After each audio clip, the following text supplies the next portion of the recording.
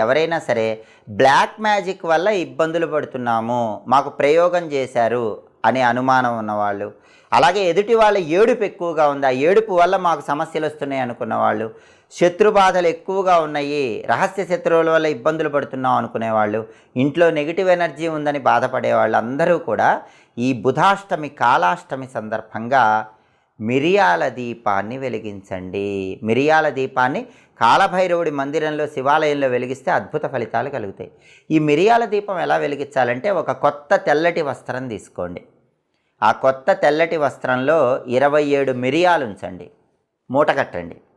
ఆ మూటని ఉదయం నుంచి మధ్యాహ్నం వరకు 22వ రోజు నూనెలో నానేలాగా చూడండి. బాగా నూనెలో ఆ మూట నానాలి.